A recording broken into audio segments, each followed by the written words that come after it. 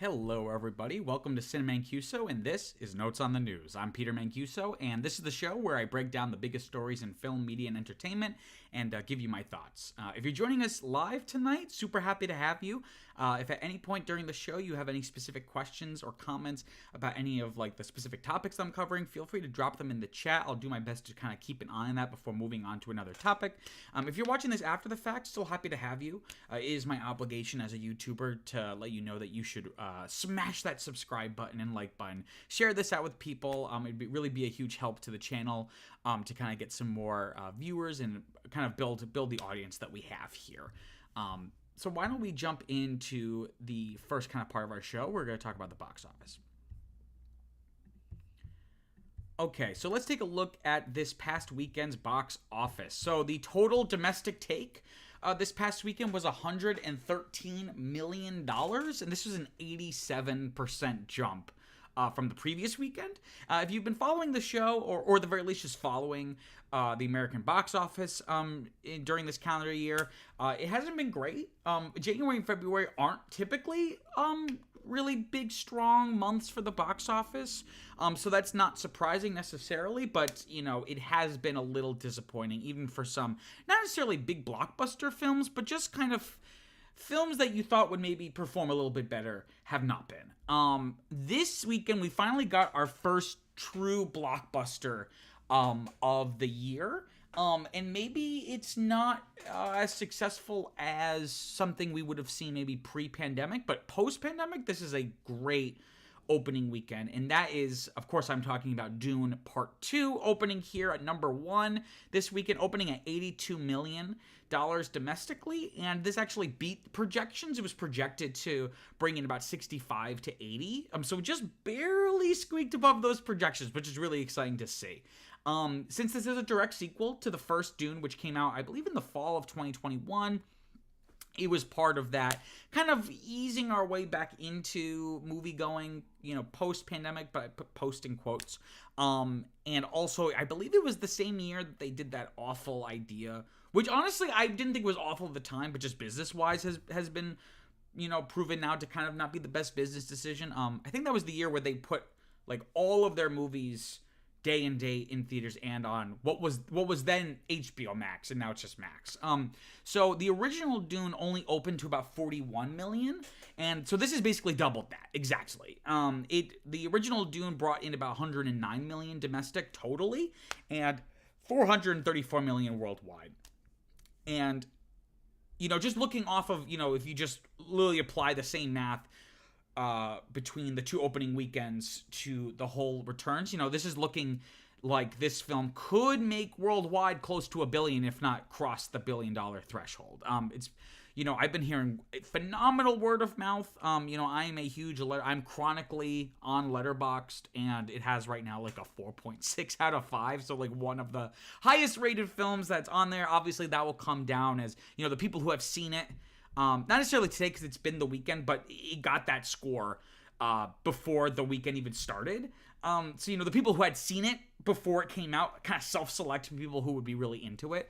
So that score will obviously come down, but it's just been getting incredible word of mouth, or just buzz, right? I've just been seeing it everywhere, and I could really see this having some great legs, on top of it just being, again, a fairly well-reviewed film and fairly well-liked. I know there's some people who did not like the first one as much because they thought it was like kind of boring. But from what I understand, the second one basically turns everything up to 11. I'm not sure. I still have not seen it. I'm going to see it tomorrow. So please, you know, do not spoil it for me. But if you have anything, if you saw it, I see a comment here from someone. I won't say your name because I don't want to say who you are if you're not comfortable with that. But we have here JJ because saying, "You're not ready for it, Peter. It makes Dune 1 look like nothing." Yeah, that's how I feel. I rewatched the first one a few nights ago because I'd only seen it one time, not in theaters. Like, I watched it in a hotel room like a couple months after it had come out. And I was like, I don't remember any of the lore, so I want to rewatch. It was one of my favorite films of that year. I have the 4K disc, so I popped it in. and was just blown away just by the first one again. And I'm so excited. I'm going to see it in AMC at AMC Lincoln Square, IMAX 70mm film tomorrow, like in the middle of the day. I'm so excited. So Dune, is looking to, continue dominating probably into the next month or so. Also opening this week, we had at number 5, The Chosen, season 4, episodes 7 to 8. I don't know if you've been following. The Chosen is a television show about Jesus Christ and his followers. It's like a multi-season show. And they've been releasing some of the episodes like in these batches in theaters. And the fact that it's been consistently debuting in the top 10, again, just shows how kind of pathetic is a strong word, but just how poorly the American box office has been. Not necessarily because The Chosen isn't worth it, from my understanding, it has a lot of fans, but, the fact that it's, opening in the top 5, I think says something about the other offerings, right? It brought in about 3.2 million this weekend, bringing it to a 3.9 million worldwide total. Looking at films that continuing their runs, things opened last week. We got Ordinary Angels coming in at number 3. That's kind of like the Christian family drama film. It brought in about 3.9 million this week. It held its third place spot in its second frame. Only at a 38% drop. So that's a pretty decent hold. Not great, but it's not, something like Madam Web, which I think it's in its second weekend had like this huge, I forget what it was. It was like 60+% or something crazy. Maybe this is a little bit of counter programming here. People who didn't want to go see Dune went to go see this movie instead. Like I said, only about 38% drop, and so far it's brought in about 13 million domestically and worldwide. Also continuing this weekend, we have Demon Slayer. Again, I'm going to mispronounce this, or I'm going to do my best here. Demon Slayer, Kimetsu no Yaiba, to the Hashira training. It brought in about 2.1 million this weekend. Huge drop, dropped from second to 7th in its second frame, an 82% drop, which kind of makes sense though. I feel like everyone who was gonna go see this saw it, right? Totally it's brought in about 16 million domestic and 40 million worldwide. So mostly from more international audiences. But still the fact that it debuted as high as it did, again, I think is less about the quality of this film, however good it might be. I haven't seen it. It speaks less about that and more just the offerings that American moviegoers have at this point. Just a couple other notable things here. So films, again, and we've seen this, again, because of the lack of quality here available to American moviegoers, there are a handful of films, and it's getting less and less every day, or every week, but there are a few films here that have been in theaters for quite some time. So at number 6, we have Migration, bringing in 2.5 million this weekend. It dropped out of the top 5 from 5th to 6th in its 11th frame. So almost 3 months now. Only a 13% drop totally. In domestic total has about $123 million, and worldwide about $277 million. This has been the little engine that could. Again, maybe some kind of counter programming here. Families wind up go see something in theaters. Talk about the engine that could, looking at number 8. I think this is our 5th week of doing these live streams, so super happy to those of you who've been watching. I feel like I've brought this up every single week. Wonka here at number 8, still in the top 10 after 12 frames. It's dropped from 7th to 8th place, brought in about 1.7 million for the weekend. Only a 29% drop. Again, there might be like that counter programming, completely different vibe. Also starring Timothée Chalamet. So Timothée Chalamet is essentially competing with himself at this point. It only had a 29% drop, and so far, its domestic total is up to $217 million, and worldwide total of $625 million. Huge success for Warner Brothers, as will be Dune. Dune will also be, I think, a huge success for them. We have another comment here in the chat from Viviana Metzger saying, "I can't believe Migration, the little engine that could." Exactly, right? Which is weird because it's not even, I haven't looked at like audience reception necessarily, but it doesn't seem like a film that would get this much kind of attention. I think families are just looking to get back to the theater, right? Just bring their families to the theater. It's a fun hour and a half, 2 hours to kill at the movie theater. So it's very interesting to see, kind of the staying power that something like Migration and Wonka have had. Okay, why don't we why don't we move on to our first topic tonight? Story number 1. Let me just grab some water quick. Okay. IMAX and AMC saw not huge, but sizable or noticeable revenue drops in Q4. This was to be expected. So I just want to kind of break down kind of what caused these revenue drops, and kind of look at both IMAX and AMC, because they kind of had their drops, but for different reasons in some cases, and kind of just look at kind of the general health of the American box office, which I feel like kind of ties nicely from talking about the box office in our previous section. So what caused this, right? There's a few reasons. So number 1 is the strikes, right? So the strikes that happened last year in the spring, in the summer, and the fall, the Writers Guild and then the Screen Actors Guild, and because of that, almost more so because of the actors strike, which happened, I think, like right before Barbenheimer. It was like the week before. I think it was like literally people were on the red carpet for those films, and then like the word got out that they were now on strike, and they were like, oh, sorry, can't talk anymore, right? Because part of the strike was they weren't doing promotion for their films that they were in, which I feel like in 2024 is not as big of a thing, like going out and doing the red carpet and going on like Jimmy Kimmel. I feel like that's like for older people. Like I don't watch like these late night talk shows. I feel like that's more of like a Gen X and up kind of experience. But in any case, the studios clearly felt like it was a huge problem, because you saw as you moved into the fall and the actor strike was still going on, even after the writers had resolved their strike. Huge films like Dune Part 2, which we talked about in our box office section, that was originally supposed to come out in November. And then it got pushed to March. Which I think in some ways maybe is going to help Dune Part 2, because if it had been the same year as Oppenheimer, I feel like it would have gotten a little overshadowed, whereas now it has a little bit more breathing room.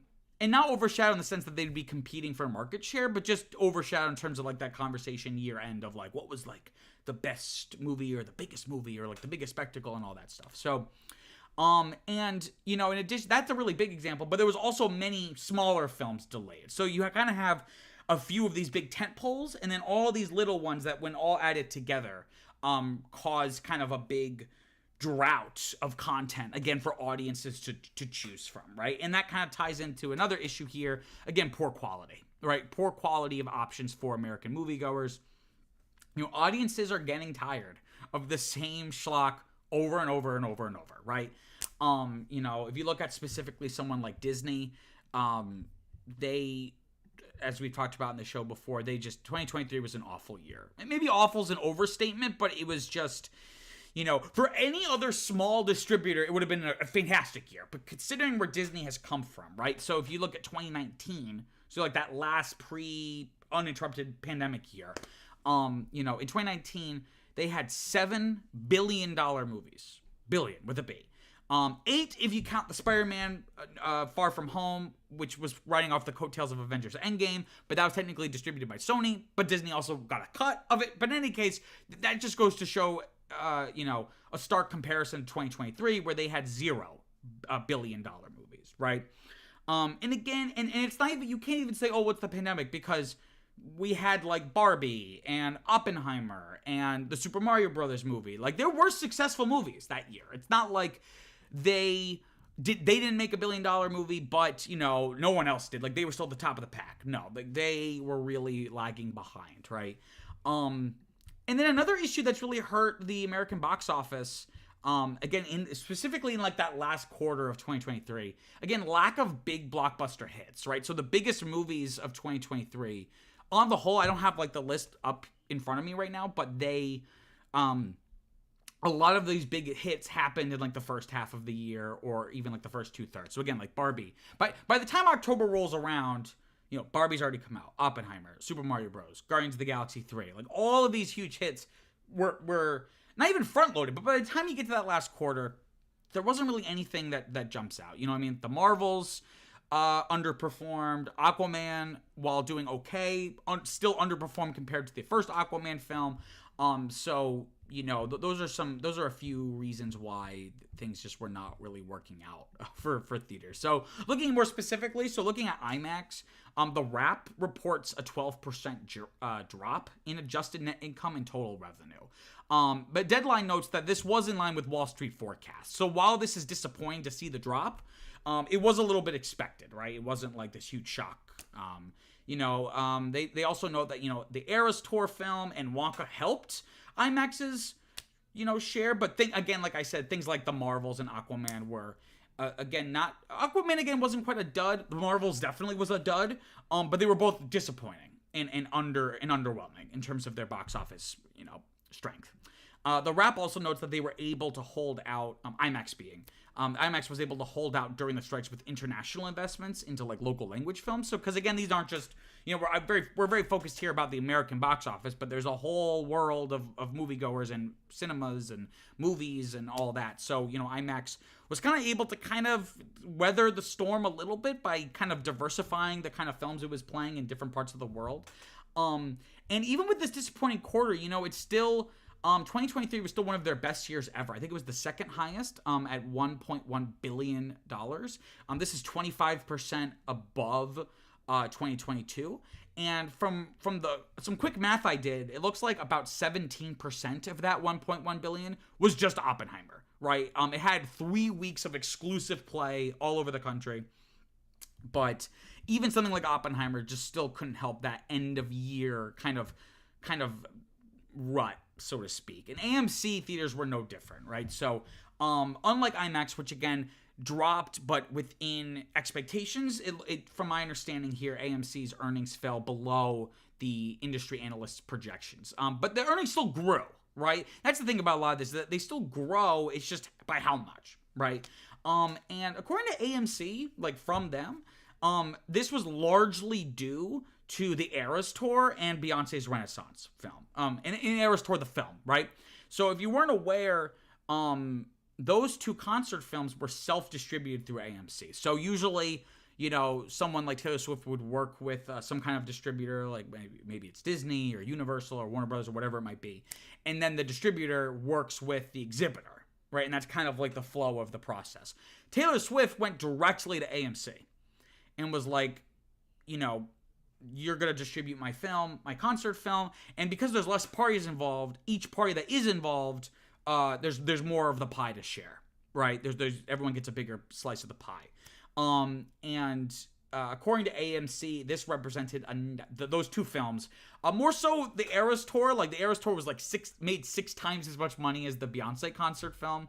But again, that also was a great boost, again, because of that self-distribution model. Those two films represented about 1/9 of AMC's fourth quarter domestic box office, right? So that's a pretty sizable chunk for 2 concert films, which again are not usually huge moneymakers. Like the Eras Tour film was the 11th highest grossing domestic film in 2023. That is unheard of. I believe it's now the highest grossing concert film ever. But that's unheard of, that a film like that would make that much money, right? So it begs the question now, is this potentially a new business? Is this a novelty, or is this potentially a new business model, right? Like, could there be more direct distribution in AMC's future, whether it be other concert films or maybe just other smaller production companies just going directly to, theaters? Again, I always feel like as society develops and technology develops, we do away with middlemen, right? And I think you see that in just telecommunications, right? So now you don't necessarily need the newspapers to know stuff, even though journalism is still important, right? There is like this element of you can go on social media and people are talking about, like if there's like a big tragedy that happens, like the people there are self-reporting, right? And I wonder maybe in the future if there'll be more self-distribution with these theaters, kind of bypassing traditional distributors, whether they be really large like Disney and Universal, or even like smaller indie distributors. But again, that being said, despite the success that those concert films gave AMC, this company again still kind of fell short, right? So reportedly, the company is going to cut CEO Adam Aron's pay by 25% due to poor performance, saying, quote, that this was, quote, not a good year for our shareholders, end quote. And it's, like I said, forget the self-distribution part of this. It's clear the industry is clearly ready to come back to a theatrical focused business model. They've realized that streaming is not going to be as profitable as they had hoped it would be. So it's clear, like, you know, what made waves? Huge spectacles like Oppenheimer, and to an extent Barbie, and novelty kind of concert films, with something that people are not used to. Seeing like this full concert. Because I think the Eras Tour film is like 3 hours long. Like, it is like this epic almost. I think in the industry is realizing that that audiences want something that they can't get anywhere else. And that's not to say that there aren't opportunities for other kinds of like films, smaller films that should still be on the big screen, but at least just from a financial point of view, that's kind of the road they want to take. We looking at some comments here. Yeah, so Viviana Metzger here notes that, you know, Barbenheimer, Killers of the Flower Moon, The Ahsoka Show, lots of media projects couldn't do any press, so I feel like their numbers are more based on culture and quality as opposed to the most... Hold on, I'm sorry. There's like an emoji on my screen block. As opposed to most of the shows or cast interviews. Yeah, so exactly. So there's this... They kind of had to... If people were already invested in going to see it, that really helped. And I remember a big part of like Killers of the Flower Moon's press tour was just like Martin Scorsese going out there and doing all these really great long form interviews and doing like funny videos with his daughter on TikTok. Like, that kind of helped, right? I feel like that actually maybe was better than the way it would have been otherwise. But you're absolutely right that the strikes, you know, like there had to kind of be like an already like pre-existing buy-in for audiences. But it's going to be very interesting now that we've kind of moved away from the strikes. What are going to be like the, like the next steps forward for the industry? Okay, so just give me 1 second. I'm just going to have a drink here. Okay, let's talk about story number 2. So just a warning, this is, you know, I'm a pretty jokey, jovial guy. This is a little bit more of a serious topic.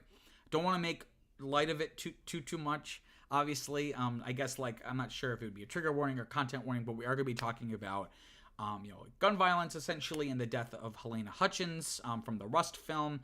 So just keep that in mind before we move forward. So we have the trial... we have here the involuntary manslaughter trial of the Rust armorer, Hannah Gutierrez Reed. So, if you've been living under a rock and you don't like know what I'm talking about at all. So, I think this was 2021, if I'm not mistaken. Like, maybe late 2021. I forget when this was, but it was a few years back now. Alec Baldwin was starring in and also co-producing this very low-budget film called Rust, like this kind of Western film. And stars will be in movies like this because they're really cheap, but like they get a big payout. So like you've seen that like with someone like Bruce Willis, who's like, you know, before he developed aphasia and mental incapacities, right? He would just be like in all of these like shitty direct to streaming or direct to VOD action films, and it's like, why was he in this? It's probably because he got paid way more than he should have for like the amount of time he probably put into it, right? So they were making this film, and they were rehearsing a scene where I guess Alec Baldwin would point a gun at the camera, and they were practicing, and Helena Hutchins, who was the cinematographer, was holding the camera with the director, I think Joel Souza, behind her. But then suddenly the gun went off, and apparently there was a live round in the gun, which there should not have been, mortally wounding Helena Hutchins, and wounding the director Joel Souza, but he lived. But unfortunately, Helena Hutchins passed away due to the gunshot, right? Now, there are a few... Obviously, there's going to be some criminal action, or rather, like some legal action taken against, because of the situation. So, you have the armorer, right? So, an armorer on a set is the person who, is in charge of any weapons, right? On this film, it was Hannah Gutierrez Reed, and she is facing 3 years in prison for involuntary manslaughter and tampering with evidence. There was an initial accusation of potential drug use and hard drinking. I'm not sure if that was ever quite proven. But the big question mark is it's still not clear how live rounds even got onto the set, right? Because, if you're using a real gun on set, you would be using dummy rounds, right? Like just blanks. There should never be any occasion for there to be actual bullets in a gun on a film set. And the trial for Hannah Gutierrez-Reed has continued this week, and we have some testimony here from some crew members kind of giving us a clearer picture of what happened that day. Again, this trial is not for Alec Baldwin. That's been in the news, and that trial is going to be happening in July. Potentially, I think they've done forensic analysis, and Alec Baldwin claims he never pulled the trigger and the gun just went off, but then they did like forensic analysis, and the people who did that analysis were like, the only way this gun could have discharged is if you squeezed the trigger. So there's all these questions of is he legally or criminally liable or all that stuff. That trial's happening in July. This is just about Gutierrez-Reed as the armorer. So we have a testimony here from the dolly grip on the film, Ross, I'm going to mispronounce it, Adiego? Ross Adiego, who was in the room where she was shot when they were filming, or they were practicing for this scene. And I have some quotes here. Again, this can be a little unsettling here. Ross says, quote, "We seem to always be rushed and under the gun," end quote. And he describes the production as, quote, "budgetarily restricted and in a constant state of chaos." Another quote here, "Moving at ludicrous speeds, racing the production clock. Safety seemed to be secondary." Now, I went to NYU for film, humble flex. And, we had a whole course we had to take called production safety. And they told us all, and they were like these, like maybe 5 or 6 like case examples of these instances on films, both student films and professional films, where, a horrible accident happened and what could have been done to prevent it. And one of them we talked about was Brandon Lee, the son of Bruce Lee, when he was shot on the set of The Crow. Again, a similar situation. There should have been blanks, but it was a live round. And unfortunately, he died from being shot. Which should never happen in the workplace, right? Because this is a workplace. We forget this, but these are these people's jobs. So you should never be in the situation where that's even a possibility. But everything I'm reading here just sounds exactly like all those things where it's, they're running under the gun. Like the time is of the essence. Safety. This quote really jumps out again. Safety seems to be secondary. Very, very, very typical again for lower budget things where it's just about go, go, go, go, go. So it's just really unfortunate and really harrowing to hear this testimony. Ross Adiego continues. He describes the shooting, quote, "I think the first person I made eye contact with was Helena, who was clearly injured by whatever that gunshot was, that noise we had just heard. And in fact, she was starting to go flush, holding her right side," end quote. And Ross claimed that Gutierrez-Reed, quote, "wasn't necessarily as serious or professional as I'm accustomed to with other armorers I've worked with," end quote. He found her inexperienced, saying, quote, "It seemed inappropriate, out of the ordinary, that those firearms weren't secured. I don't know that they're completely under the armorer's control if they're not under lock and key," end quote.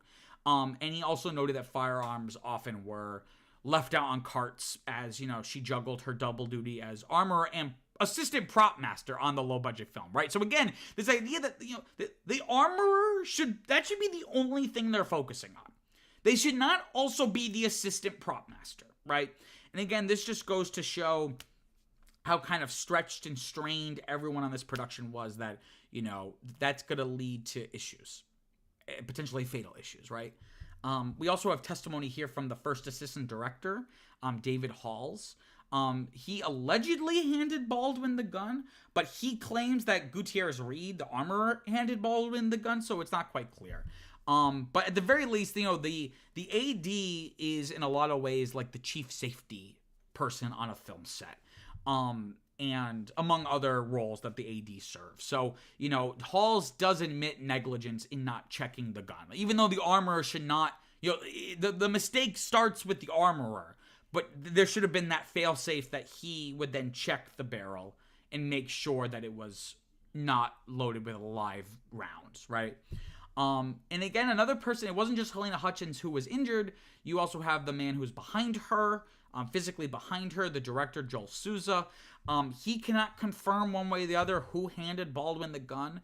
And he said that there was, quote, an enormous amount going on, end quote. Again, reinforcing this idea that, it's when there's too much going on and everyone's too stretched or overextended, mistakes are going to happen. And when you're working with a weapon, sometimes those mistakes can be deadly. And he says here, quote, she looked distraught. And I remember she talking about Gutierrez Reed, right? So once he and Hutchins are shot, he's laying there and he says, quote, she looked distraught. And I remember her saying, I'm sorry, Joel. And I remember somebody just screaming at her and they just ushered her out, end quote. Again, so this was just so preventable. It really is tragic in every sense of the word. Gutierrez Reed also took the stand, the armorer, and she claimed she shook the rounds, shook the gun to make sure they were dummies. I guess like it would make a certain sound if it was a live round versus a blank. But then we have a conflicting testimony from prop suppliers, Sarah Zachary, as well as the AD, what was his name? David Halls, claiming that she never did that. She never did that check that she's claiming she did. We also have testimony here. I don't think he was involved with the film, but I guess like as a expert witness, right? I think that would be the legal term. A seasoned film armorer named Brian W. Carpenter, who said, quote, complacency kills, end quote. And I think that just sums it up right there, those two words. Complacency kills. In Gutierrez Reed's defense, Carpenter here says, an armorer should have the power to halt production at any moment to instruct actors and crew on firearm safety. Apparently, Gutierrez Reed was not allowed to do so, that she did not have that control on the set. And Carpenter here said, quote, time is an exact equal to money. It's down to seconds on a film, end quote. Again, this idea that we just have to go, safety be damned because time is money. And it's just, when you take shortcuts like this, people get hurt. I know I'm kind of going in circles here, but it's just awful. Her lawyers are calling her a scapegoat, and that's true to an extent. It's clear she was not experienced enough, and mistakes were made, really awful mistakes. But I don't think she deserves all of the blame, because again, she didn't have that power to halt production, and again, instruct those actors on firearm safety. And who hired her? Who put those rules in place where she did not have that power? And furthermore, who hired her? The producers, right? The producers are the ones who would make those decisions, and even if they didn't make it directly, they hired the person who then hired her, right? So, if there was a culture of kind of taking shortcuts and kind of like, we'll take this more inexperienced armorer. I believe this was like her first ever experience. I think I read like her father was like an industry, like a very seasoned film armorer, but she had never specifically done it. Like the decision to hire her was the first mistake. And it's clear they hired her probably because of her inexperience. She's probably much cheaper. And there's the discussions again, is Alec Baldwin criminally liable? And I would argue as an actor, no, but as a producer, yes. He is a credited producer on this film. Again, a trial, which was going to be happening in July, you would really need a legal trial to really parse out like, how much involvement did he really have as a producer? Because sometimes people are just producers and they're not really doing anything. But if he has any liability for this tragedy, it would be as a producer, not as the actor. You're handed a gun as an actor, and you're told it has blanks in it. Whether he pulled the trigger or not is another question, but you don't expect it to have a bullet inside.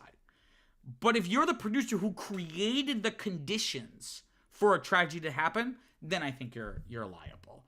And again, it's just really unfortunate. We have some comments here in the live chat. Vivian Metzger says, are those her personal guns or rented? Maybe it came from a safe, quote unquote, safe source and just never got checked. Why was the safety guard off at all? I completely agree. I'm not sure. I would imagine these are rented. Well, maybe they were probably not her personal guns, again, because it also raises questions about like insurance and all that. And in terms of the safety guard, I'm not a firearms expert. I'm not really into guns, so I don't know what would be like the safety. Like, I'm not really sure how that would work. But in any case, clearly just something was missed here. And They just someone effed up. I think multiple people effed up here, and it's, again, someone lost their life, and it's truly awful. So why don't we move on to maybe some more, maybe not as depressing stories here. Let me just grab a drink quick. Okay, let's talk about story number 3. Netflix is expected to raise their prices in 2024. Not quite the same level of tragedy, but not very good to hear either. This is per UBS Securities. They're like an analyst group or whatever. I'm not really super familiar with UBS, but I know that they make kind of these projections. And Variety notes that by raising their prices, this should accelerate revenue and earnings growth, right? It is there's a projected revenue growth of about 15% for 2024. This is compared to 7% growth. 7% growth in 2023. And they're estimated to reach about 20 million net subscribers. And this would be up from 18 million in 2023. So net subscribers, as you know, they might get 40 million new subscribers, but they might lose 20. So then the net subscribers is now 20, right? So, I'm trying to take a look at here. So the reason why this is important is, again, as streaming is in this weird flux. I talked about this last week. While streaming is in this weird flux, everyone is trying new strategies and methods, and one of those methods is because for the longest time, streaming as a business was not profitable. It was losing money. But like a lot of things on Wall Street, especially like in the tech world, it's the promise of potential profits. So even though Netflix was losing money year over year, it was just getting so much investment, so much capital being put into it. And then I think it was 2022 where they kind of stumbled, and for the first time in their history, they actually lost subscribers. They had a net loss or whatever it was. And that sent the whole industry into a frenzy. Netflix's stock tanked. All the other studios who had now just created their streaming services are like, holy shit, like, what are we going to do? Like, maybe this isn't profitable? So they're moving, basically the goal for the longest time for streaming services was growth. Now it's about profitability, about actually just maximizing every penny that we put into this. So this is why this is important, that, Netflix is going to raise its prices because it needs to continue to find ways to make its money. It can't rely on just okay, we lost a shit ton of money, but look how big we've grown. Look at the growth over this quarter. That's not going to fly anymore, at least with investors, right? Let's see here.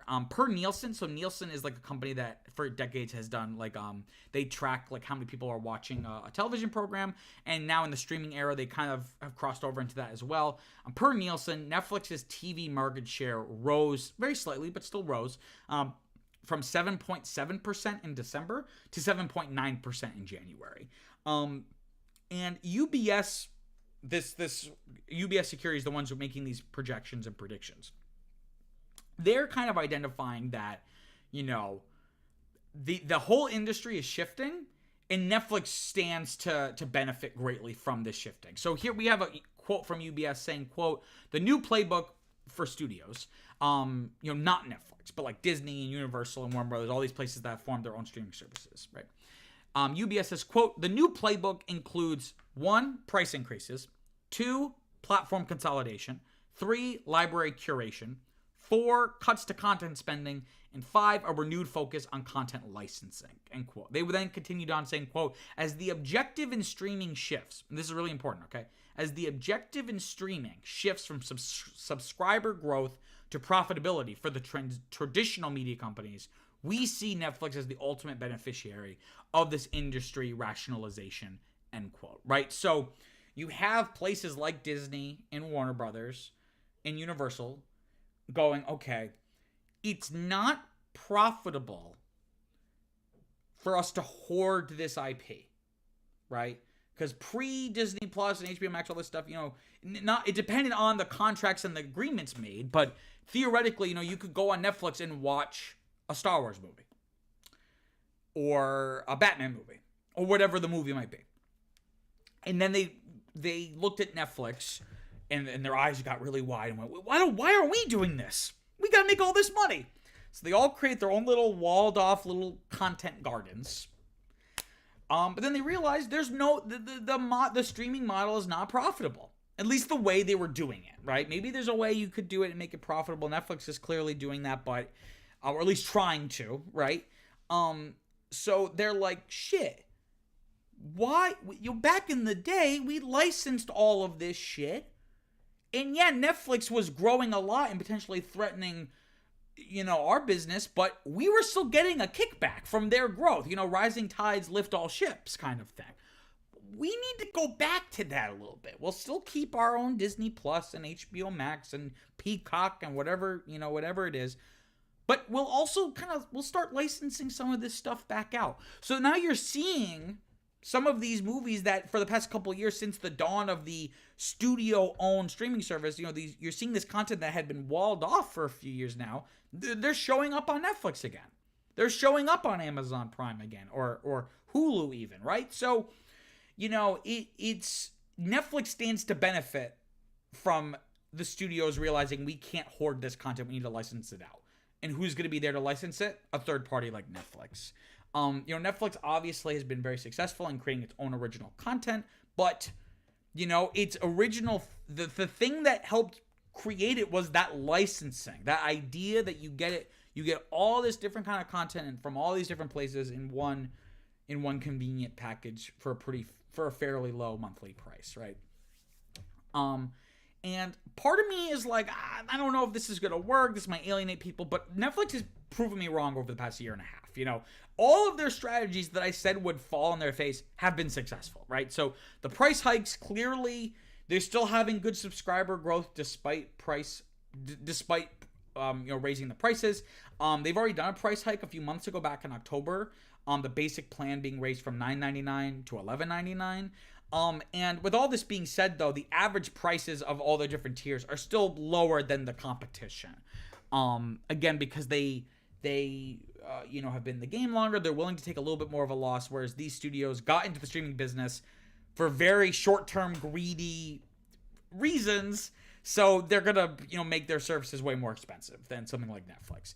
And something else that has helped Netflix is the password sharing thing, right? So for the longest time, Netflix claimed, we got to figure out this password sharing thing. People who, families or even if they're sharing with their friends, you have, potentially 3 or 4 different subscriptions, but everyone's using just one, right? So they finally started cracking down on passwords. They've been talking about it for years. It used to be part of their advertising, like share your password with friends and family. And then they were like, shit, we're losing a bunch of money doing that.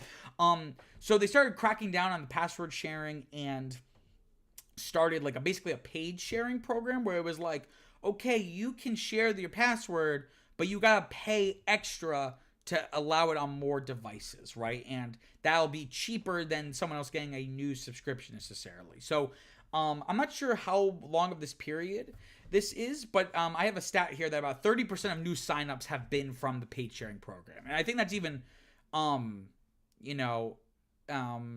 it's something that, again, has been very surprising. And it's been another source of revenue that people are like, okay, I'll pay an extra couple bucks, or however much it is to keep the status quo of I've shared it with, if you're a parent and then you have kids growing up, if it's like my parents, they're like, okay, we have 2 adult children in 2 different places.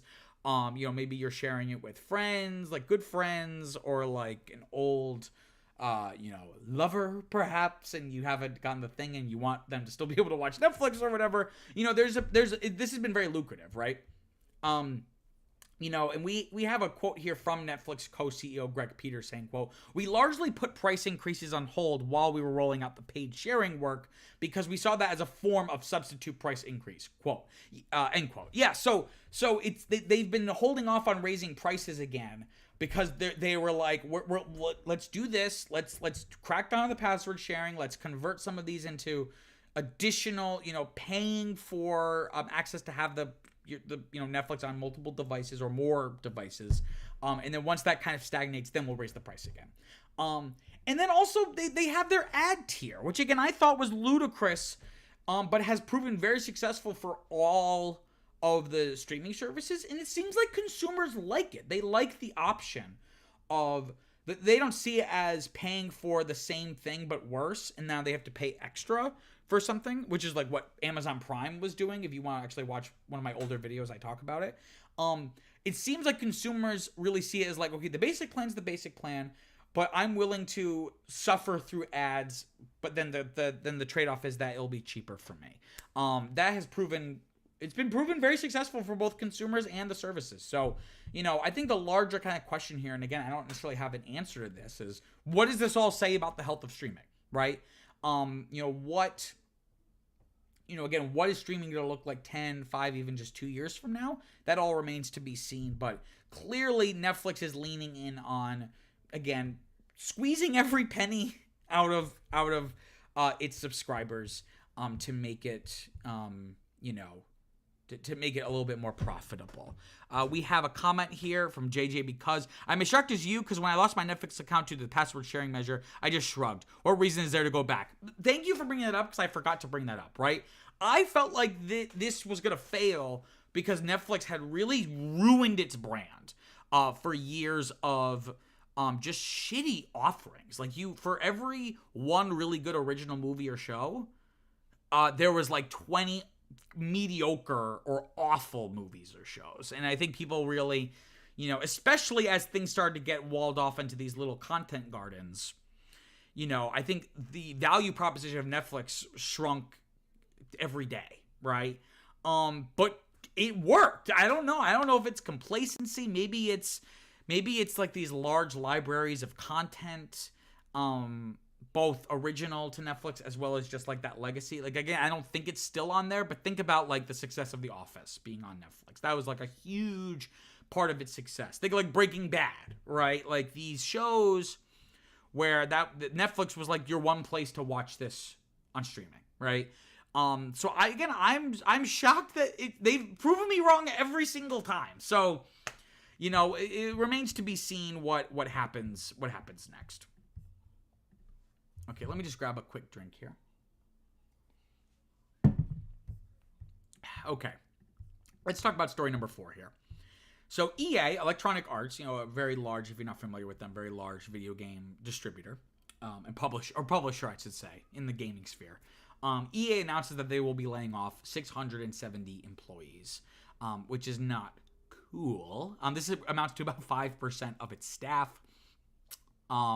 They also said that they're quote-unquote sunsetting unspecified number of games, and they're going to be moving away from licensed IP intellectual property.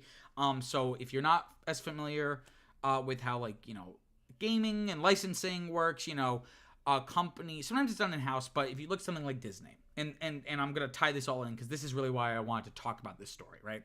So Disney, at least at this present time, does not have its own in-house gaming division. It used to, but it doesn't quite have like a strong gaming arm. So what it'll do is it'll license the content or the IP, like the Star Wars or Mickey Mouse or whatever it is. They'll license that to someone else, and then Disney will get money from it, and a company like EA, what they're getting for the money they're giving to Disney is the opportunity to make a really successful game, and it'll be successful on the back of people liking that IP, right? So everyone wins, theoretically. Well, it sounds like EA is going to be moving away from that, right? The biggest kind of players in terms of like the IP that EA licenses is Star Wars and the NFL, because they do the Madden games. And it looks like per the publication Video Games Chronicle, which I kind of want to say Video Game Chronicles, but Video Games Chronicle, that the one of the studios that EA owns, Respawn Entertainment, was developing a Star Wars FPS, a first-person shooter. Per Video Games Chronicle, that game is dead. That's not going to be made anymore, or be continued in development. We have a quote here from EA CEO. Lots of acronyms here. The EA CEO Andrew Wilson said, and he said, "quote sunsetting games." Basically, the plan is to, for, quote, sunsetting games and moving away from development of future licensed IP that we do not believe will be successful in our changing industry, end quote. Now, these layoffs come come amongst, or I don't know what the phrase would be. This is not a isolated incident.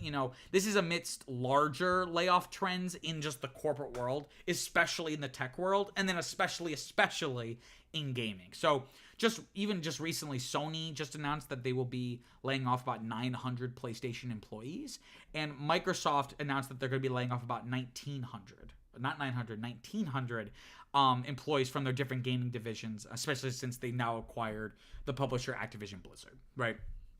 And EA themselves, about a year ago, laid off about 700 people.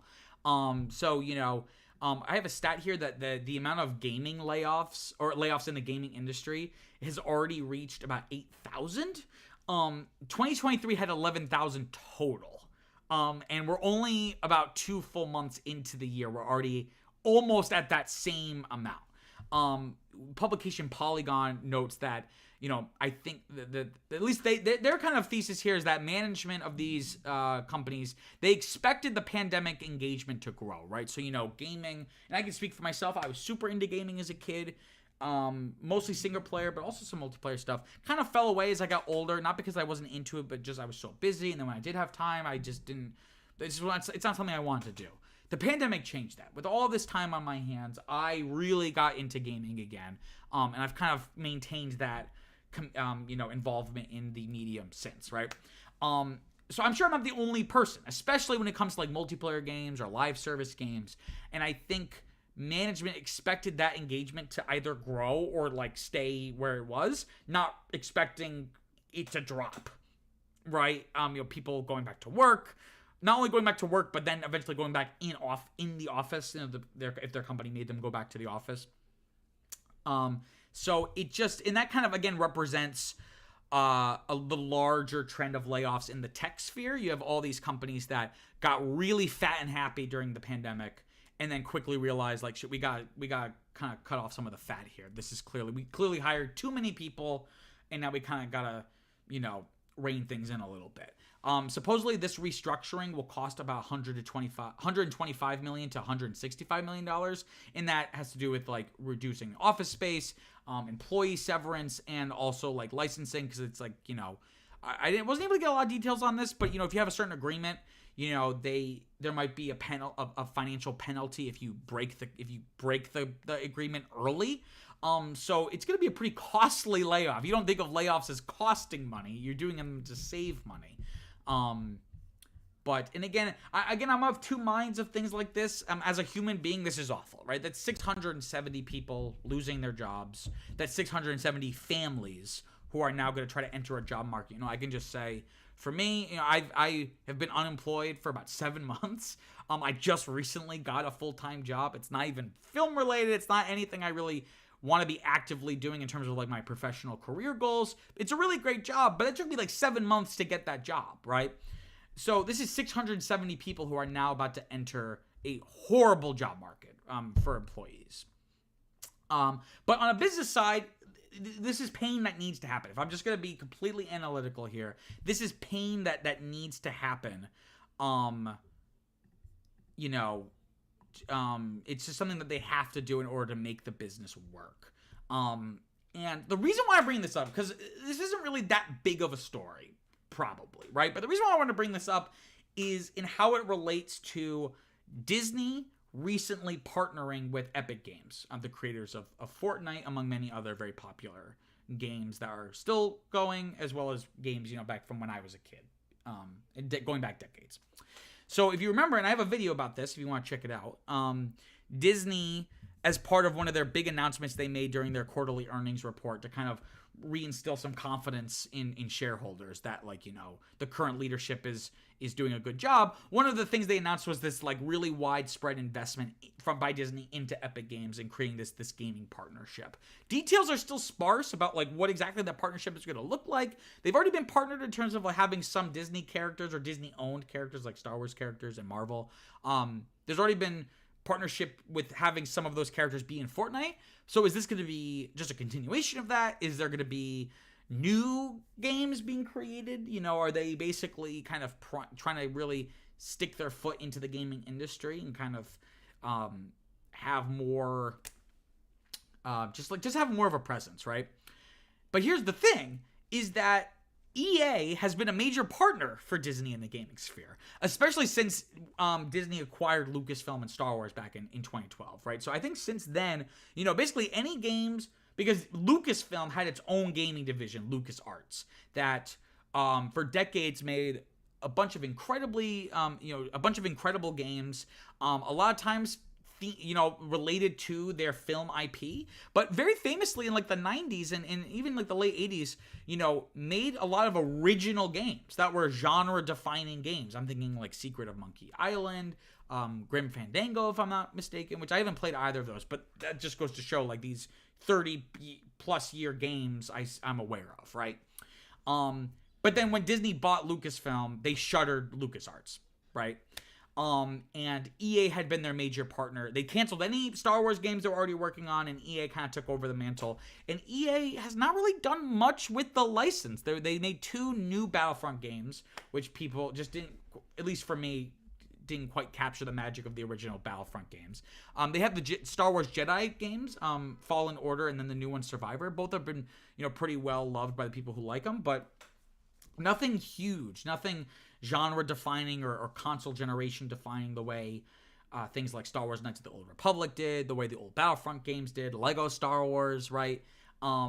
So because these results have been mixed, this feels, I'm sure this is something that EA was going to do anyway, but this decision kind of feels like a reaction to that in some ways of Disney partnering now with Epic Games, where it's like, Disney has decided like they really want to get into gaming long term, but they don't go with the person they've already been working with. I feel like that's an indictment on EA in terms of how happy Disney has been with that work. Now, it's not like every single Star Wars thing is leaving EA, like it's just being canceled wholesale. The last Star Wars Jedi game, was it Jedi Survivor, from my understanding, did critically quite well, and people seem to like it. So there's a chance that like they'll make another game in that series. I think I read that that FPS that Respawn was making was canceled, but there's still like a Star Wars strategy game that's still being developed by EA, and that's still going forward.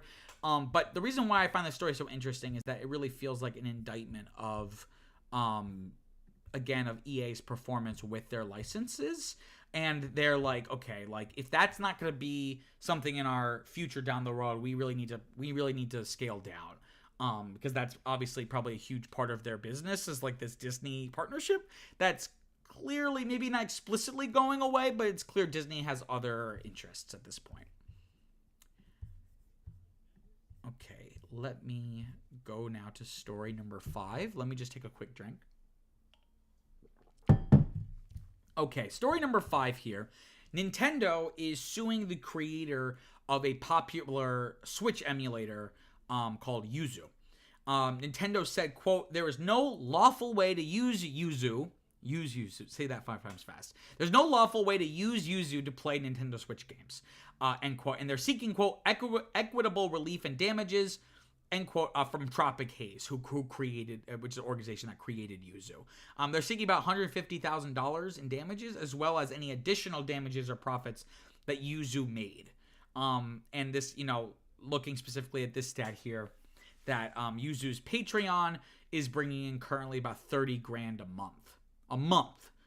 I would kill to make 30 grand. I would kill to make 15 grand a month. And basically Nintendo feels that the existence of Yuzu is, quote, facilitating piracy at a colossal scale, end quote. So, this is an anti-piracy lawsuit.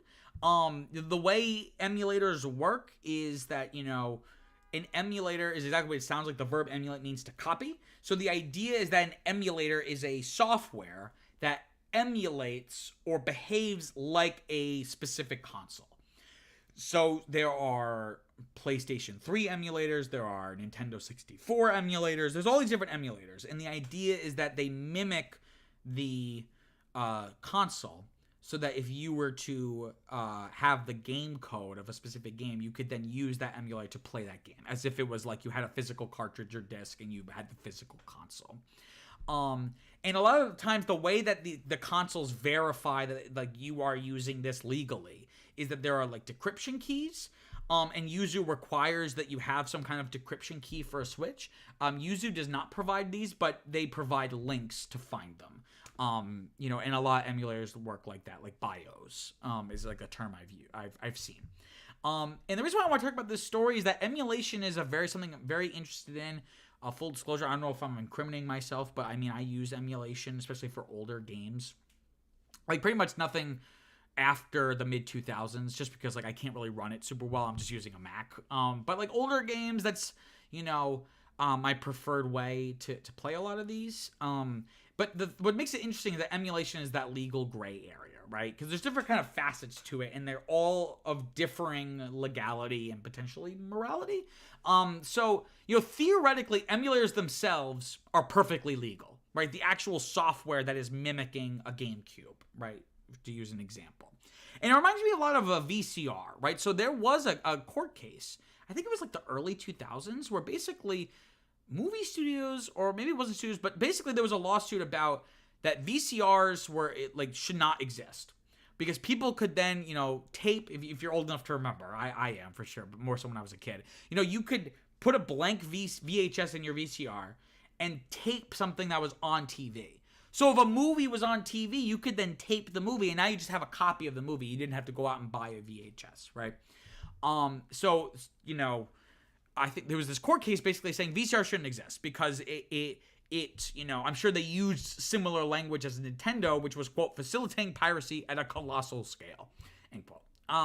And I believe the Supreme Court, whatever court it was, deemed, no, they are legal because that's just one way you can use it, and it's not fair to limit the actions of other people that aren't going to use it illegally to create copies and then to sell them, right?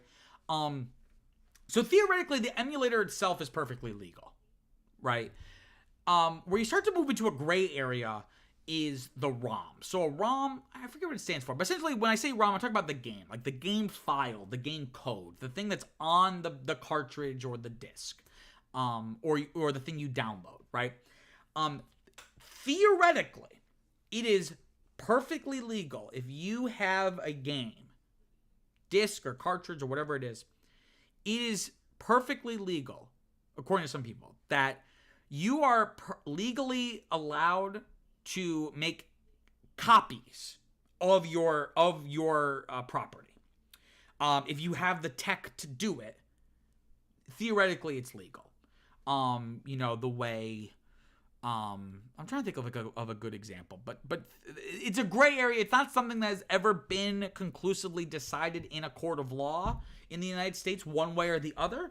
But theoretically, you are allowed. Like if you've legally purchased, it's kind of like when you buy a CD and then like you would go on iTunes and you could like basically copy the songs onto your iTunes. What you were doing is copying MP3s onto your computer, and that's legal. So theoretically, that should be the same for game ROMs, right?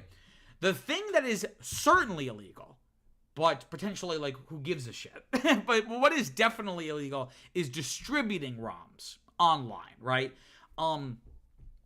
Technically, if I go to a site that has a bunch of game ROMs, me acquiring them is also illegal, but there's no legal precedent,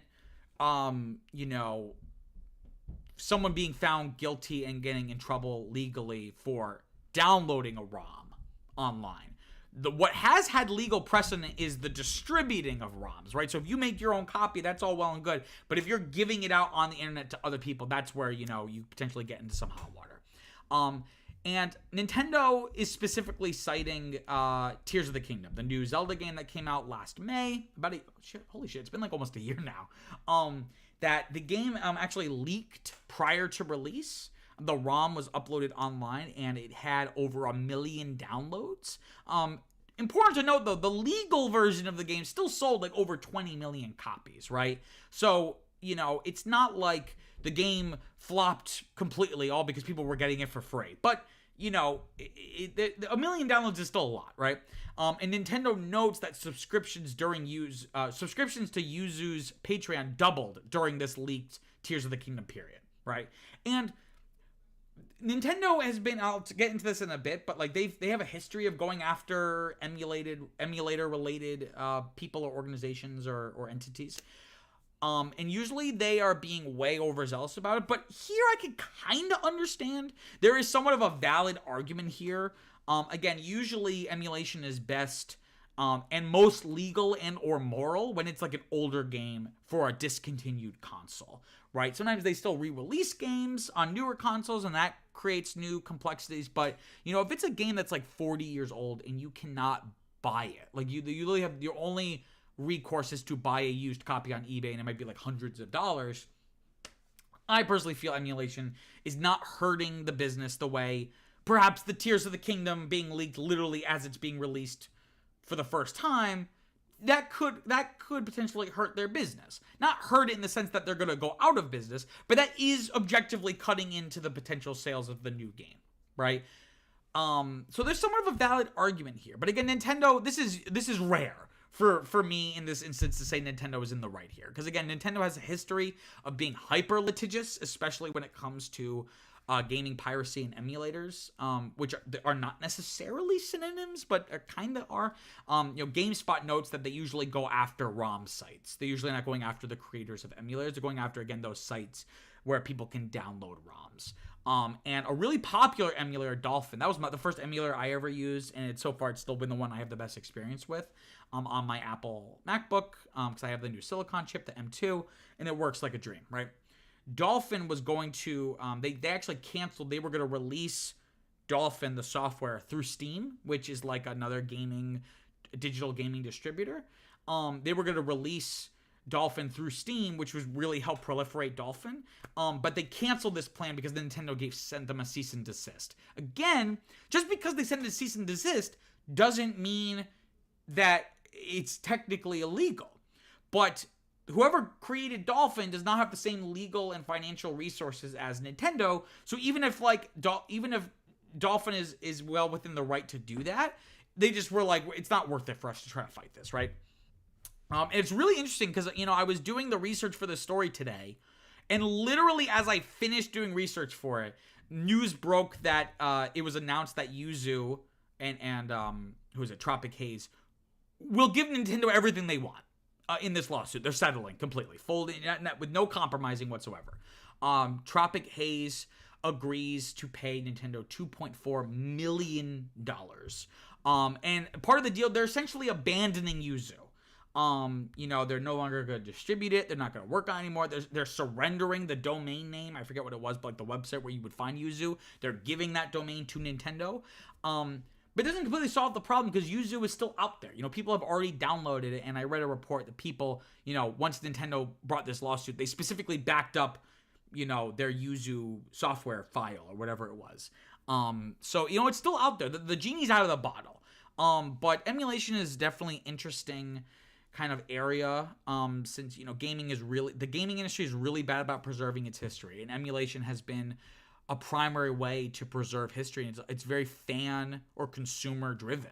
A lot of these companies like Nintendo will just let some of these games that they own the rights to just languish. And like every amazing game you can get access to, but preservation is not about preserving the best, it's about preserving, right? So I want to be able to play a shitty Nintendo Entertainment System game from 1988.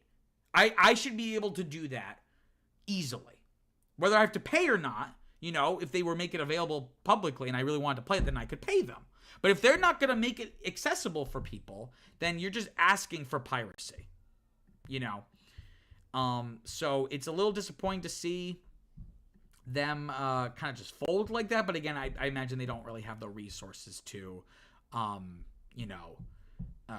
fight this. Vivian Metzger says, stop incriminating yourself. I don't care. There's never been a court case where someone has been brought to trial for downloading an illegal ROM. And there are way bigger YouTubers who openly admit that they use emulators and download illegal ROMs. So if they're not getting sued, I am not going to get sued.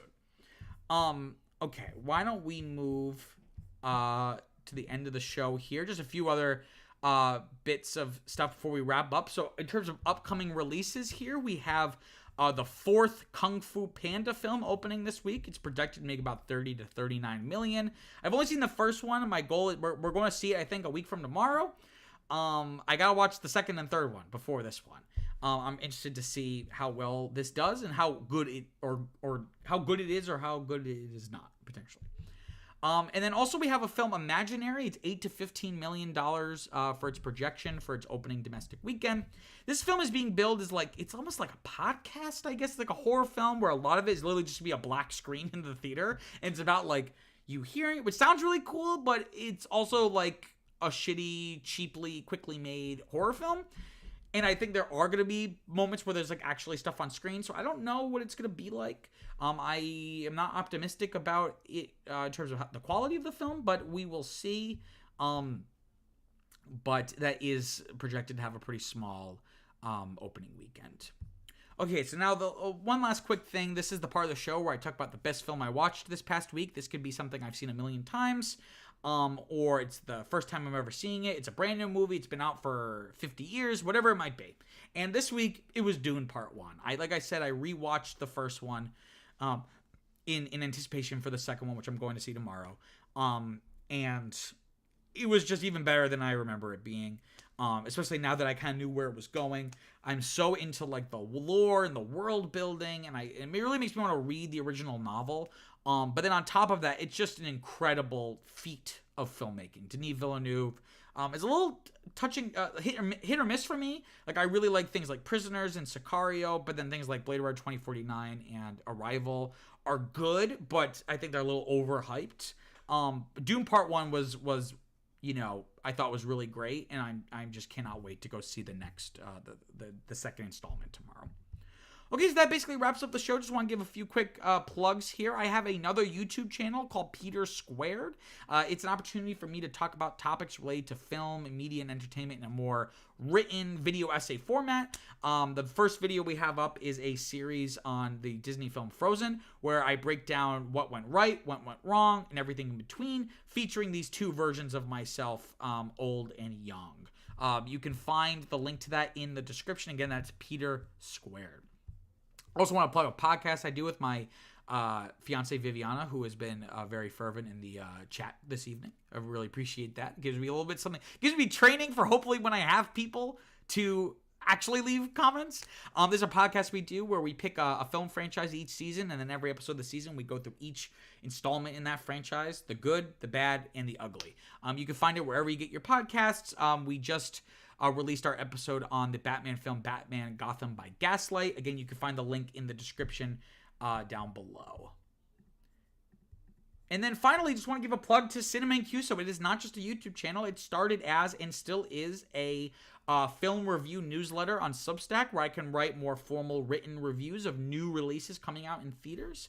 You can find that at cinemaandqso.substack.com. It would be super helpful if you could check that out and subscribe to this channel, because we're trying to grow this audience a little bit. Hopefully we can get a little bit of momentum.